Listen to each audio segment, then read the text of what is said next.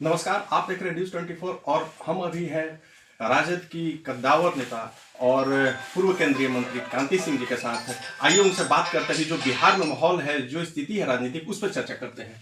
Madam, सबसे पहले तो न्यूज 24 से बात करने के लिए आपको। पहले मैं आपको नव वर्ष के न्यूज़ 24 के माध्यम से बिहार के वासियों के देशवासियों को नव वर्ष की हार्दिक शुभकामनाएं देती हूँ, बधाई देती हूँ। मैडम, अभी ये बिहार में जो स्थिति है, तेजस्वी जी ने कहा है कि अब यहाँ पर जंगल राज नहीं गुंडा राज हो गया है, क्या कहेंगे? तेजस्वी जी ने जो कहा वो गलत नहीं कहा। आए दिनों की जो घटनाएं हैं आप देख सकते हैं पूरे बिहार में, और पूरे बिहार में हर डिस्ट्रिक्ट में अपहरण की घटनाएं हो रही है, लूट की घटनाएं हो रही है, हत्याओं की घटना घट रही है। और जो अपराधी हैं अगर जांच कीजिएगा तो अभी आपको आप औरंगाबाद की घटना को जानते हैं, वो सुशील जी थे।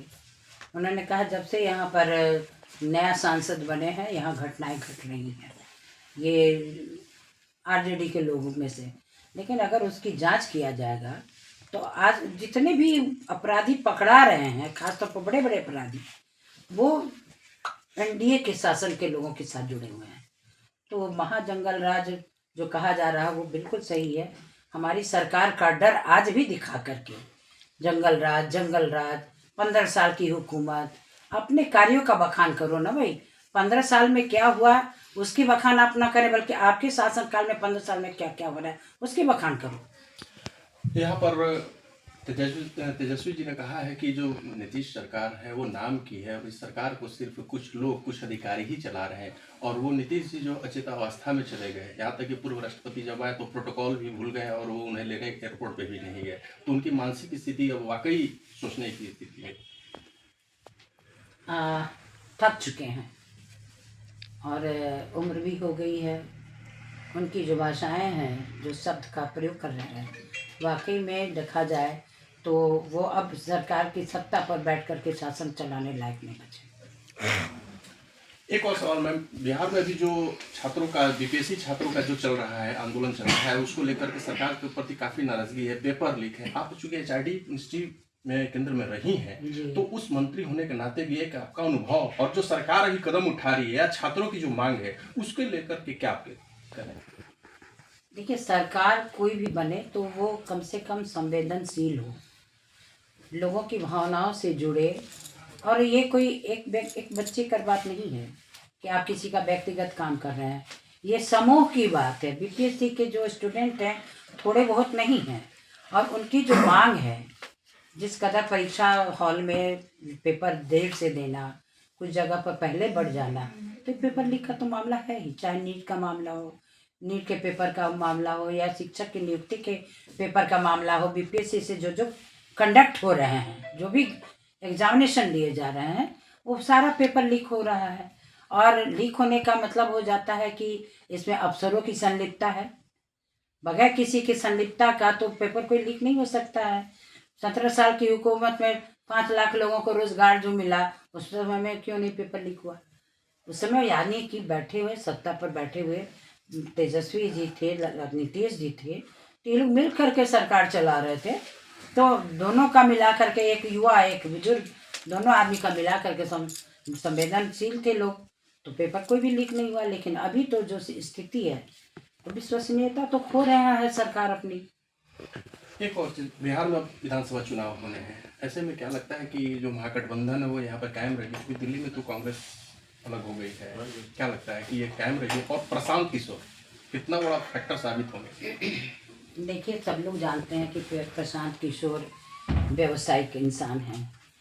पहले बीजेपी को जिताने का काम कर रहे थे, प्लानिंग करते थे, जदयू को किए, कांग्रेस के साथ गए, तो सब लोग चल रहे हैं। अब उनका जो जहाँ जहाँ जिस जिले में गए, उनकी गाड़ी में आपने देखा होगा बड़ा घड़ा रखा हुआ था।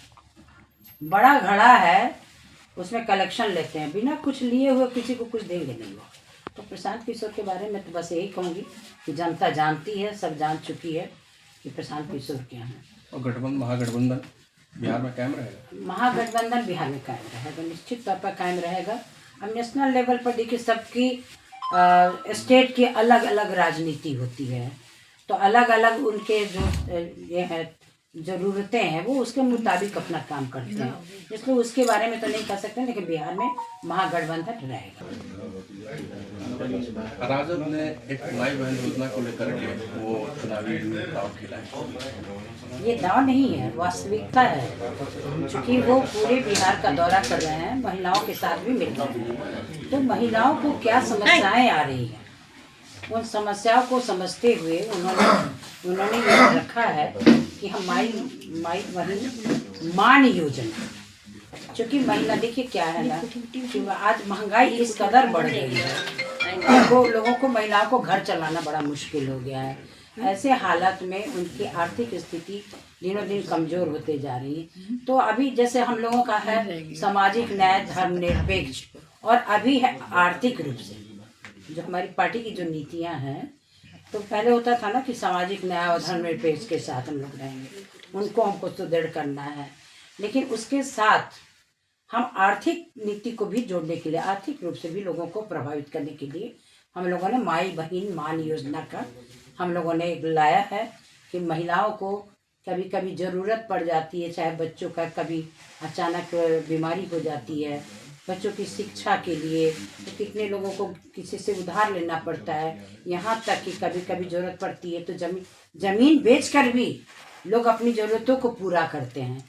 तो अगर हमारी महिलाएं आर्थिक रूप से मजबूत हो जाएंगी तो इसलिए उनके लिए रखा गया है कि उनको हर महीने 2500 रुपया दिया जाएगा, ताकि आर्थिक रूप से उसमें मजबूत हों।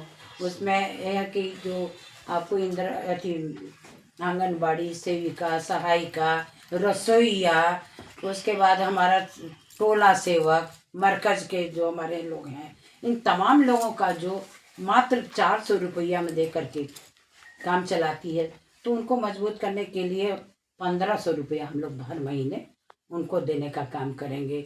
200 बिजली का यूनिट हम लोग फ्री करेंगे खास, और उसके बाद जो गैस सिलेंडर जो 1100 रुपया 1200 रुपया मिलता है उसको हम 500 रुपये में देने का काम करें।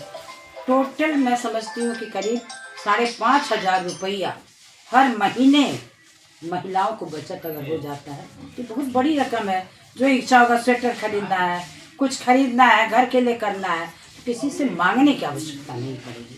लेकिन बीजेपी तो कह रही कि माँ बहन योजना जो चला है, तेजस्वी जी ने कहा है माँ मतलब राबड़ी देवी, बहन मतलब मीसा भारती, वो उस पर तंज कस रहे हैं। देखिए जो सिर्फ अपने स्वार्थ की बात करते हैं वो व्यवसायी आदमी है ना।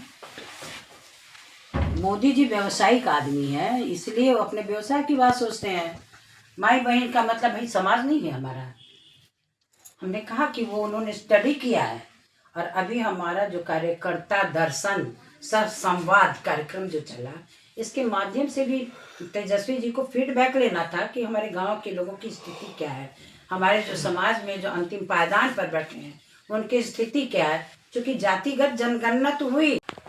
धन्यवाद। तो ये थी पूर्व केंद्रीय मंत्री कांति सिंह जी, जो अपनी विधानसभा चुनाव को लेकर के जो बिहार में होने वाले हैं या बिहार में जो बीपीएससी छात्रों का मुद्दा है उसको लेकर के उन्होंने अपनी जो बेबाकी से राय रखी है। अब ये देखना है कि जो ये महागठबंधन कायम रहने की बात की जा रही है, कयास लगाया जा रहा है, वाकई ये कब बरकरार रहता है चुनाव तक या नहीं। रविकेश उपाध्याय, न्यूज़ 24 रोहतास।